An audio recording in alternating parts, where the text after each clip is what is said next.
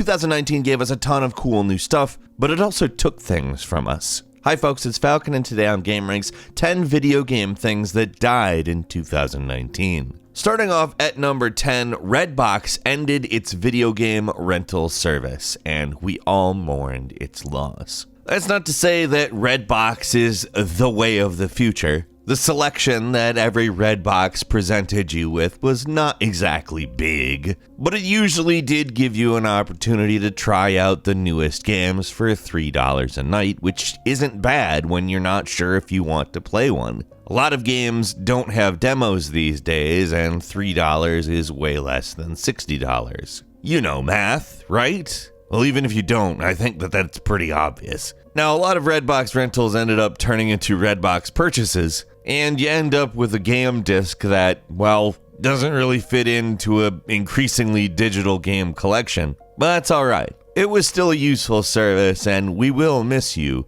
Redbox video game rentals. Moving on to number 9, Soulja Electronics is gone, at least from everything we can tell. Soulja Boy debuted a new console after the 2018 console was, well, rightfully panned. The new console was a handheld. It was called the Mini Soulja game, and instead of selling for $200, it sold for $30, which is a lot better, but that doesn't really stop the fact that he was basically just selling generic stuff with a brand on it. Soulja Boy's consoles weren't exactly innovative, let's just say, and his website does not work anymore. There are some who might say that's kind of a bad thing, but I don't know who they are. Honestly, I'm happy to not have to think about a future Soulja Boy console. Who knows if he'll surprise us in the future, but anticipating it is not something I will be doing at this point. And at number 8, there was a Starcraft shooter in development for the past couple of years that got canceled. It's actually something I'll lament because Starcraft is something I've liked through the years, and a first-person shooter in that world would be cool. However, if you're not really confident a thing is going to work out and you've got other franchises that you know will, it makes sense not to keep doing the unproven thing. That's why Blizzard says instead of focusing on this first-person StarCraft shooter, they'll be moving their resources into Diablo and Overwatch, which have already proven to pay dividends. A StarCraft shooter, obviously, in their eyes, doesn't necessarily have the immediate ability to do well that either of those things do. Although, again, I would have really liked to have seen a StarCraft shooter. I'm pretty sure I'm not alone in that. At least nobody got laid off over this. The people who were working on the Starcraft FPS project were moved over to Diablo 4 and Overwatch 2, which is a silver lining. It always sucks when people lose their jobs over a cancellation, and hey, that's not what happened here.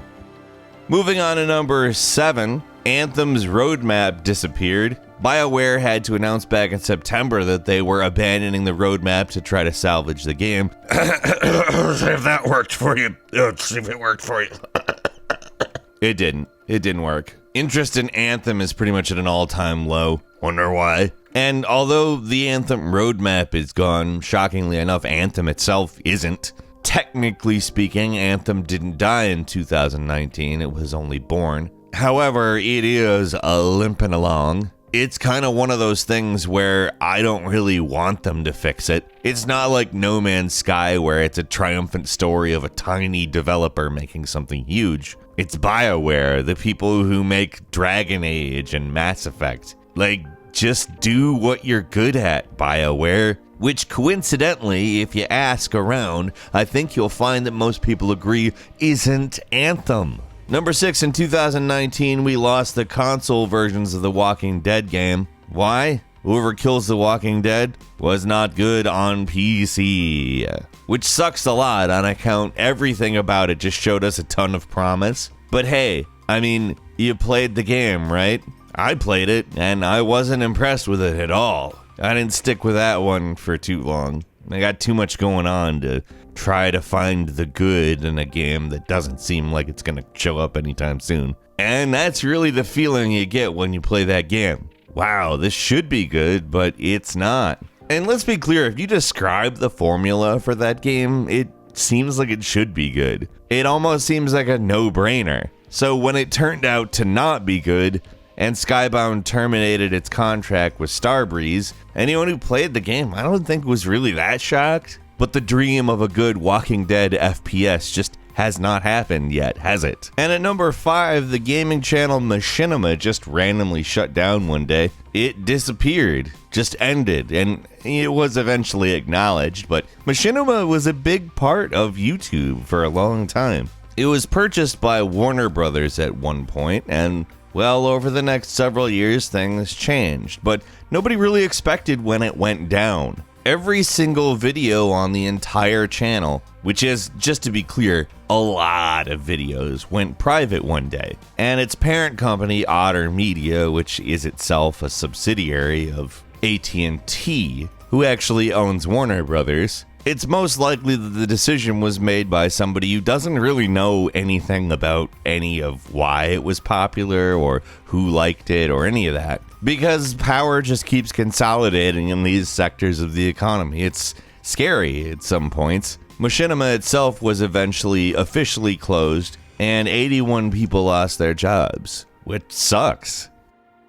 Moving on to number 4, there was this really cool arcade in Japan called Warehouse Kawasaki that, let's just be clear, looked like it belonged in a horror game. It looked like some sort of post-apocalyptic hellscape that frankly could fit in just about any game from the 1990s. It's a little cyberpunk, a little post-apocalyptic, kind of reminds me of Final Fantasy VII or a few adjacent timeline survival horror games, or any of various animes. It's easily one of the coolest looking places there is. You could film an entire movie in the place, and frankly, it would be an awesome movie, visually speaking at very least. Frankly, it's a massive shame that it is being shut down. It is easily one of the coolest places, and almost none of us will ever see it in our entire lives because it will be gone. And at number 3, we lost a number of online games to server shutdowns this year. Certainly not the least of includes Drive Club, Burnout Paradise,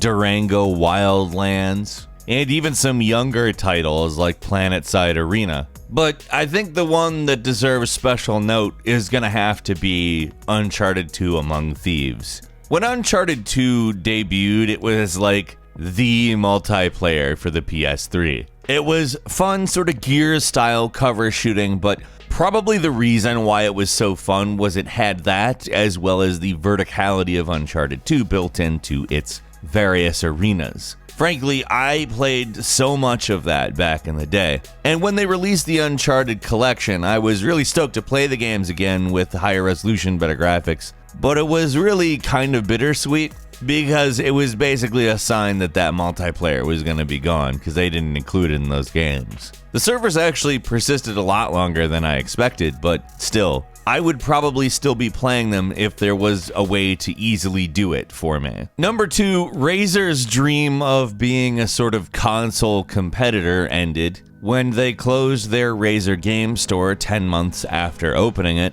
But not only that, when Razer acquired Ouya, or however you say it, they actually stopped selling its hardware. Still, the platform continued on for about 4 years after their purchase, and they finally shut that down in 2019 as well. I mean, in some respects, it was the end of a dream for a lot of people. Ouya was a big Kickstarter hit back in the day and seemed like a kind of dawning of a new age of micro console, but as it turns out, that's not really what people wanted. And finally, at number 1, the PlayStation Vita finally ended production, which is weird on account in a lot of ways we were sort of like not playing the PlayStation Vita at all anywhere. Not that it was a bad console, in fact it was actually a great console, it's just it didn't have the support that it needed to be successful, I guess. Sony had stopped the physical production of games in 2018, so the writing was on the wall. Although it's arguable that the writing was probably on the wall long before that.